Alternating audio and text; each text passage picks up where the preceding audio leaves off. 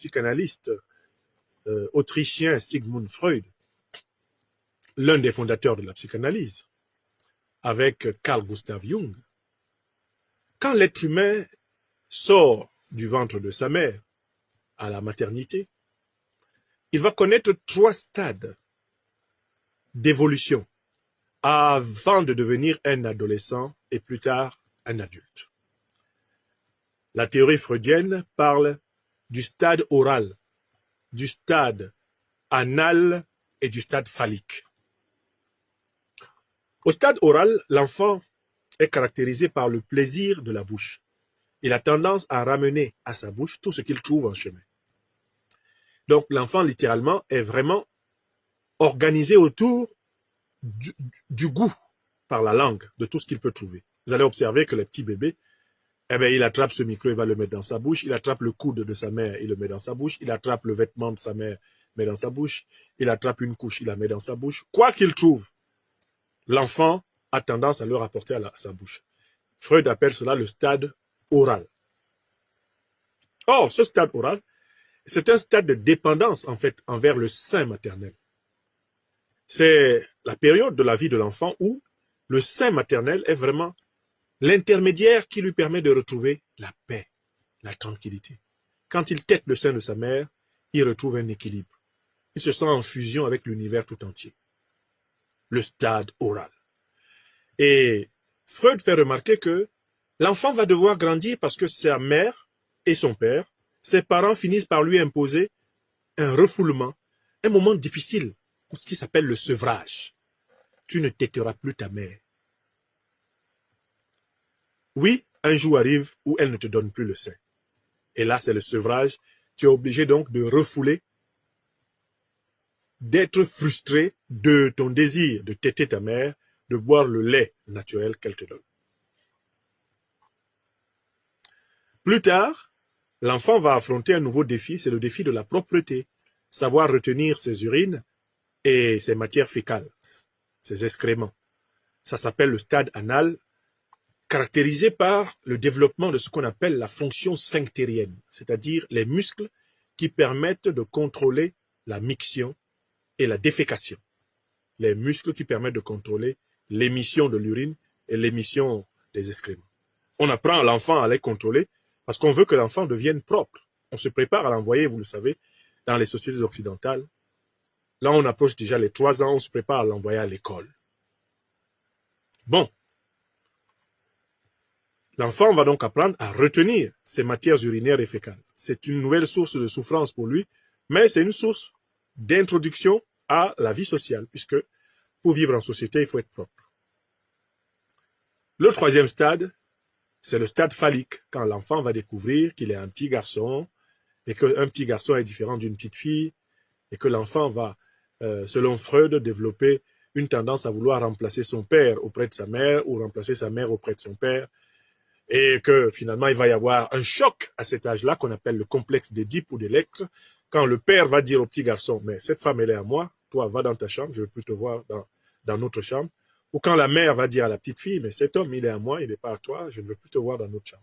C'est la grande séparation de l'Édipe, qu'on appelle encore l'Électre. Alors, il y a tout un débat pour savoir si ça se passe comme ça partout, et c'est pas sûr que ça se passe comme ça partout, mais c'est comme ça que Freud explique, et il dit que quand un enfant a vécu ces 3 étapes-là correctement, le stade oral, le stade anal et le stade phallique, ce sera un adulte équilibré.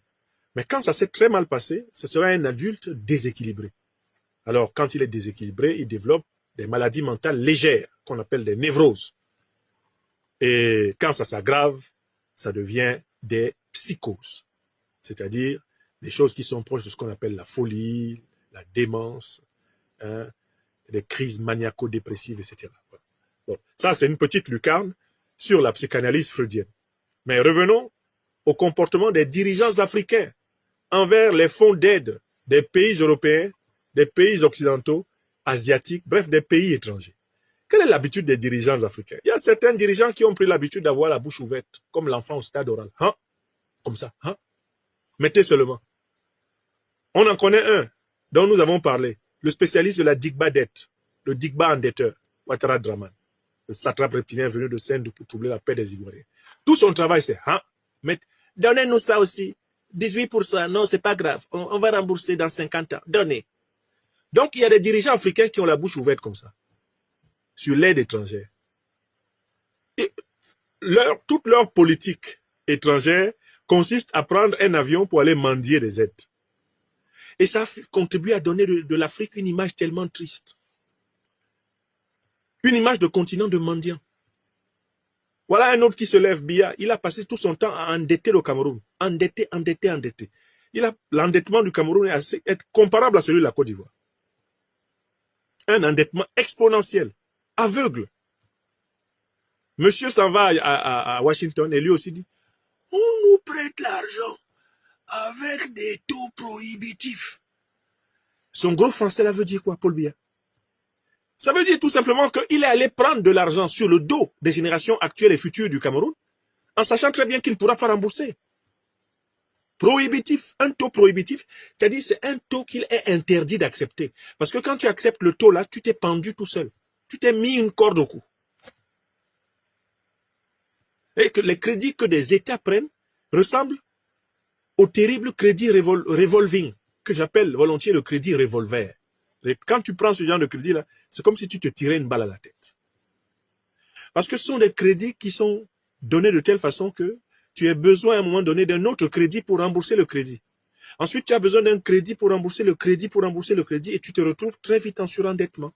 Ce que veut le FMI, la Banque mondiale, le Club de Paris, le Club de Londres, c'est une Afrique dépendante de leurs institutions financières. Et le tour est joué. Ils mettent la main sur les matières premières. Donc, les dirigeants africains sont devenus très forts. Tout ce qui vient de USAID, ils sont dedans. Ils se battent pour être admis dans l'initiative PPTE, pays pauvres très endettés. Certains ont même organisé des fêtes pour ça. Oh, on a gagné le PPTE. Vous avez gagné quoi? On nous a classé pays pauvres très endettés. Ouais, bravo, président. On te classe pays pauvres très endettés, tu organises une fête. Tu es normal. Est-ce que tu es normal? On te classe pays pauvre. Déjà, c'est une insulte à l'Afrique, qui est le continent le plus riche au monde. Mais on ajoute très endetté. C'est-à-dire, on te dit en fait, individu pendu, mais qui ne le sait pas. Pays pauvre très endetté, c'est un individu pendu qui ne le sait pas. Tu es déjà pendu. Tes pieds ne touchent plus le sol. Tu es le seul à ne pas le savoir. Seigneur. Ah non, l'Afrique souffre. Donc, ils ont pris l'habitude, quand ils vont aux États-Unis, de supplier le président américain de leur donner une ligne dans l'aide américaine, USAID. Quand il vient à Paris, il faut voir ce que Touadéra est venu faire ici, comment il nous a humiliés. On lui a donné 10 millions. Paris lui a donné à toute la République centrafricaine 10 millions d'euros d'aide française au développement. Touadéra est revenu avec ça aussi. Ils se lèvent, ils vont partout. Ouais, pardon. Alors, il y a un type qui vient de prendre le pouvoir aux États-Unis, il s'appelle Trump. Il n'aime pas les foutaises. Alors, lui, c'est un patriote nationaliste américain. Et puis, c'est un homme qui est imbu de lui-même parce qu'il a gagné beaucoup d'argent dans sa vie. Il est fortuné. Et c'est quelqu'un qui croit, maintenant, dur comme fer, qu'il a une étoile parce que ils l'ont loupé, ils ont tiré dans son oreille. Comme ça n'a pas touché sa tête là, il se dit qu'il est la réincarnation de Jésus-Christ. J'ai un de mes enfants qui sait l'imiter. Quand on fera le téléphone rouge, le téléphone rouge que je prépare, je vais demander à mon fils qui sait imiter Donald Trump de faire Donald Trump dans le prochain téléphone rouge. Je vous dis, vous allez tomber. Mais le type, I am sure that I am at the head of your United States with a precise mission. I have not a penny to give to those gangsters of West Africa who kill their people for power. Let me say it straight. Vraiment, je suis en train d'apprendre Trump, mais j'ai vu mon fiston imiter Trump. J'ai failli tomber de ma chaise. Donc, c'est un monsieur, il n'y a que l'Amérique. Make America great again. Make America great again. Et puis, il a des gestes là. Je suis en train de travailler sur ces gestes. Let me say it straight. We want to make America great again. We have nothing else to do with any countries. If you are not useful for us, we will not help you. God will help who is helpful. Donald Trump, donc, il est dans le nationalisme, il est dans le patriotisme, il est dans l'entrepreneurialisme, il est même, quand il veut être raciste, il l'est ouvertement. Il est dans le suprémacisme blanc, il est dans le suprémacisme américain. C'est l'homme des excès. Le seul défaut qu'il n'a pas pour le moment, c'est qu'il ne dort pas en public comme son prédécesseur. Il ne dort pas en plein discours. Pour son âge, il est plutôt en forme, Donald Trump. Mais c'est un type qui n'a d'égard pour personne. Vous avez vu, il a augmenté les taxes de la Chine. Il a augmenté les taxes du Canada. Il va augmenter les taxes de l'Union européenne. C'est pas son problème. Il voulait imposer au Mexique des conditions de taxes terribles. Le Mexique a dit, nous allons envoyer 10 000 soldats protéger la frontière entre les États-Unis et nous pour que les migrants, eh bien, n'entrent plus violemment aux États-Unis. Trump a dit, I give you 1 month without tax. 1 month. Just to see if you are very honest and serious. Oui, Trump a suspendu leur taxation d'1 mois. Et il a dit, parce que vous avez envoyé 10 000 soldats à votre frontière pour empêcher les migrants d'entrer sauvagement chez nous. Donc, en fait, c'est quelqu'un qui négocie tout et il fait des bras de fer partout. Il menace même Poutine. If he don't negotiate, there will be sanctions. Let me be clear. There will be sanctions. En fait, Trump n'est pas seul dans sa tête, ça c'est sûr. Mais il y a un point important et qui est intéressant sur Trump, c'est qu'il ne veut pas flatter les dirigeants africains. Et ce point-là me plaît du tonnerre. Le fait que Trump ne veuille pas flatter les dirigeants africains fait que Trump joue le rôle de la mère dans le moment du sevrage, au stade oral de Freud. Beaucoup de dirigeants africains étaient au stade oral. Ils ne veulent même pas passer au stade anal et au stade phallique pour grandir. Beaucoup étaient bloqués au stade oral. Trump leur a enlevé le sein de la bouche et dit, vous ne téterez plus. Vous ne téterez plus. Vous apprendrez à aller chercher vous-même la nourriture solide. Trump est littéralement un accélérateur psychanalytique de libération. Et il commence son mandat à la tête des États-Unis comme Macron à la tête de la France. Il y a 2 manières de lire l'action de Macron. Première manière, vraiment, beaucoup de gaucherie, beaucoup de condescendance, de mépris, etc. Exactement comme Trump. Mais, côté positif de Macron, son comportement a accéléré les libérations africaines. Mais on peut appliquer le même raisonnement à Trump. Trump est impoli, imbuvable, ingérable, mais son comportement là, c'est intéressant parce que ça oblige l'Afrique à s'assumer.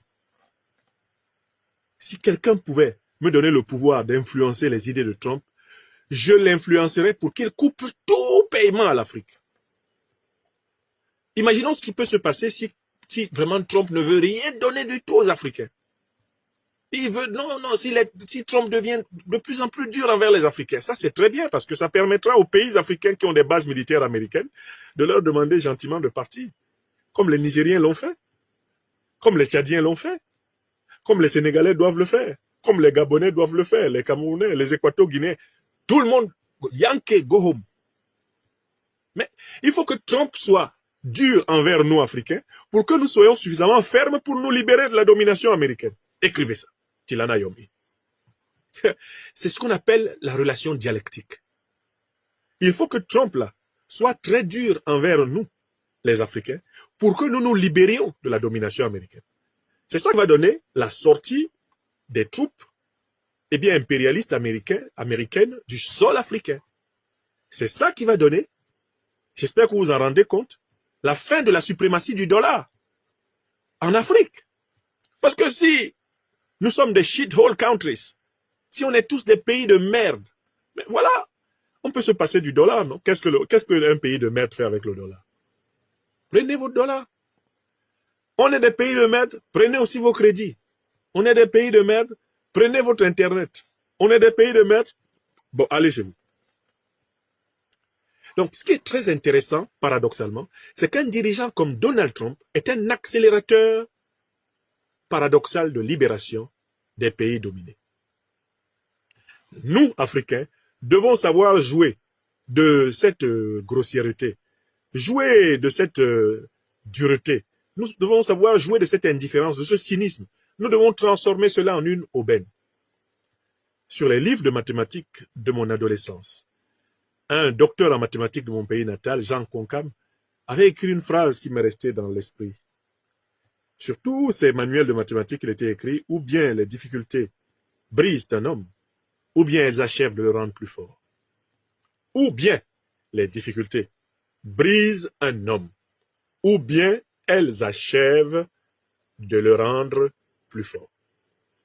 Trump met l'Afrique en difficulté, mais ce dont il ne se rend pas compte, c'est qu'il donne à l'Afrique l'occasion d'être plus forte. Donc j'appelle tous les pays africains suspendus de l'aide américaine à informer officiellement les États-Unis d'Amérique qu'ils ne veulent plus jamais recevoir un seul dollar d'aide américaine.